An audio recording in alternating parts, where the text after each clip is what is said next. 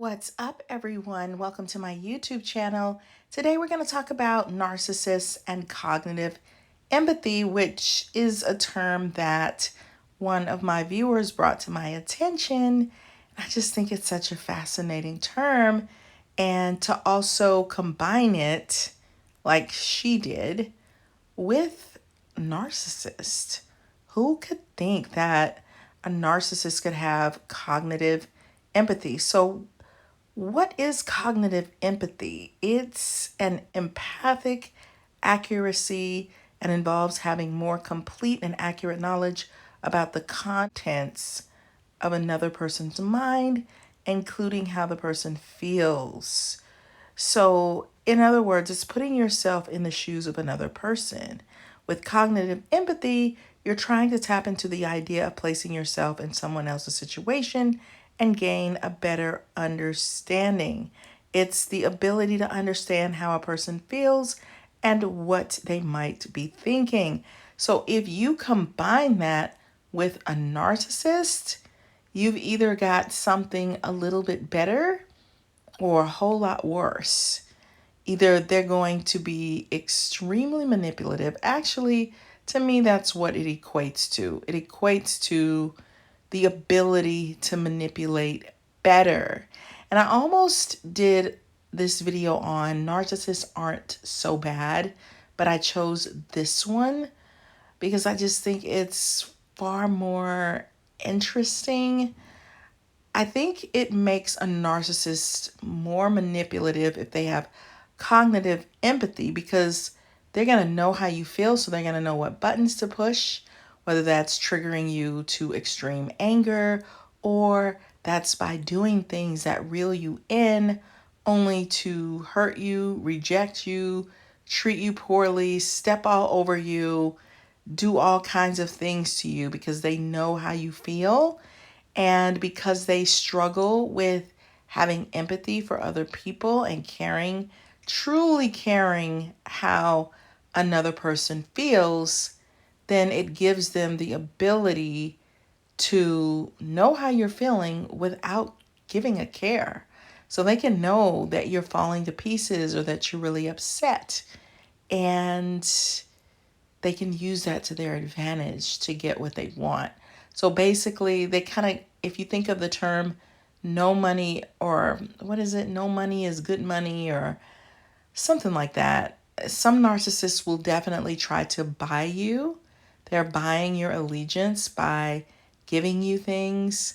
But there's a couple of different ways of looking at it. I think there are very high functioning narcissists that are in, remember, these people have a disorder. So they're in survival mode, really, even though we disregard that because they do so much damage to so many people. It's like, so what? Who cares?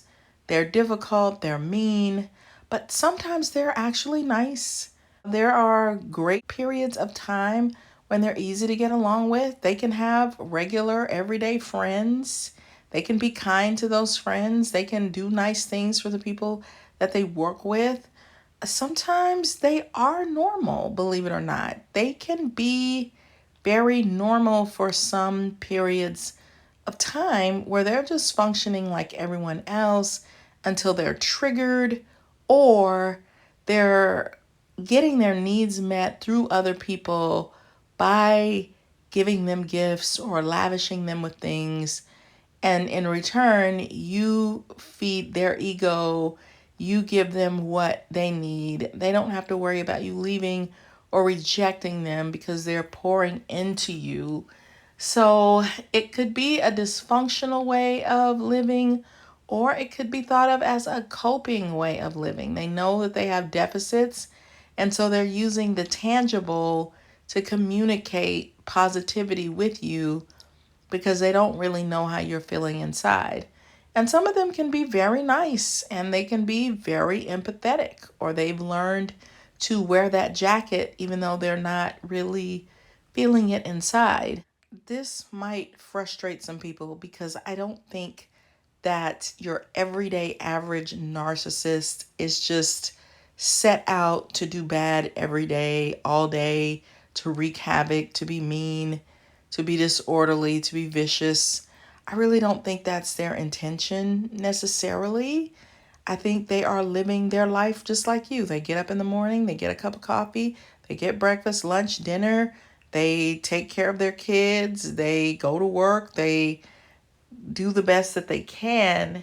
It's just they're gonna find they're needy in another way. There's that insatiable need for admiration, or no, none of us like to look dumb, but or stupid or incompetent, but this could trigger them to start doing things like taking your work and making it their own, or they can be workaholics, like what I wrote about in my book, The Workplace Narcissist, where they have learned how to quiet some of the deficits of their mind by overworking. And when they're overworking, they can actually do some really good things and create some good situations. They can be very organized, very neat. They can also be funny and fun to hang around, and they can also be good conversationalists. So it's not that they, if they're high functioning and they had some level of positivity poured into them, they can be conscientious in the sense that they're not just these total sociopaths that have a strong desire to just hurt people or commit crimes or anything like that. So, for the most part, they're going to follow most rules. They will find some areas where they are the exception to the rule. I think cognitive empathy can be a very tricky thing. They can either use that to really victimize people and treat people absolutely like dirt and crap, or they can use it to look more normal than they actually are. They can use it to hide their deficits, but it definitely makes it a little bit harder to detect unless you've developed an eye for it, which is why I wrote my book, The Workplace Narcissist. I can detect narcissism pretty easily. Like, there are some people that just have people just eating out of the palm of their hands. Oh my gosh, this person is so amazing. And yet I have learned to see, oh no, that person is so narcissistic. And any narcissist that you tangle with, they have the ability to be vicious and to be uncaring and to focus on certain people and really be nasty and bring those people down. And they can hide behind their kindness to the majority of people and yet be devastating to a certain group of people who might have a hard time convincing other people that, hey, this person is really terrible. Or they can also be the sort of nasty type that's just always like picking on people and have a sharp tongue. They're always saying awful things, or they're trying to control everybody, or they're trying to be the boss and I need to watch what everybody is doing. But some of them can be, like I said, very everyday, average, normal people. It's just there is a part of them that if you don't let some of them lead, they're going to attack. They're going to be vicious.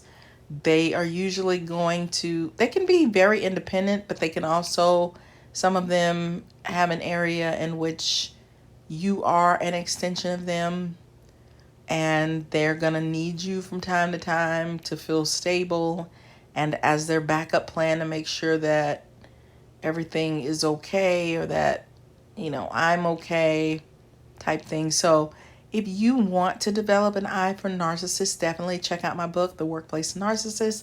It isn't all about work. It's about a specific type of narcissist. I really wish I had called it the workaholic narcissist because I think that's a better fit. You can be married to one of them. So yeah, they can be extremely difficult. But yeah, check out my book. It's on Amazon by Tamara Hunter Zion. And it's gonna help you to develop a better eye for narcissists, period. I'll also put my narcissist playlist in the description box, a link for those of you who are interested in learning about narcissist. I've got lots of videos for you. Until the next time, guys, I'll see you on the next one. Bye.